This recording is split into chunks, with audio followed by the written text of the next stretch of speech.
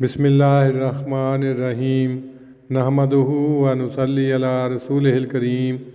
صحیح البخاری کتاب الوضو باب مسح الراس کلو یعنی سارے سر کا مسح کرنا،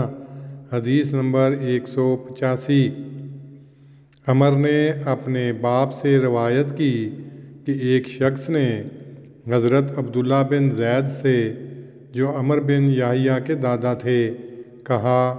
کہ آپ مجھے دکھا سکتے ہیں کہ رسول اللہ صلی اللہ علیہ وسلم کس طرح وضو کیا کرتے تھے؟ اس پر حضرت عبداللہ بن زید نے کہا ہاں، اور انہوں نے پانی منگوایا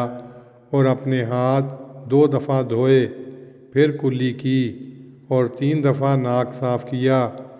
پھر 3 دفعہ اپنا منہ دھویا، پھر اپنے ہاتھ کہنیوں تک 2 بار دھوئے، پھر انہوں نے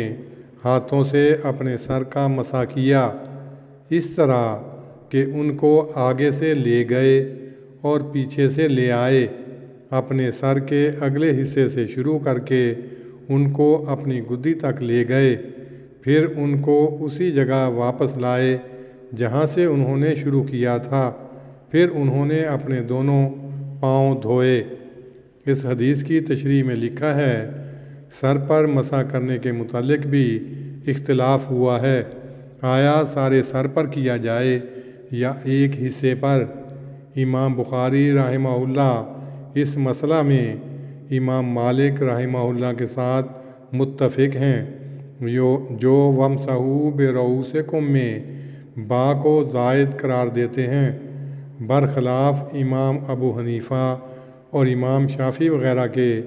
جو با کو تبعیضیہ قرار دے کر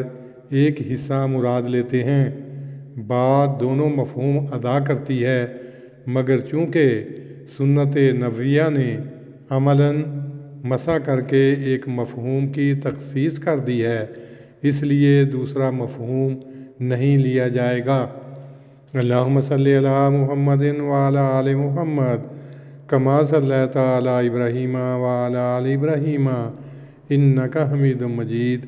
اللہم بارک علی محمد وعلی آل محمد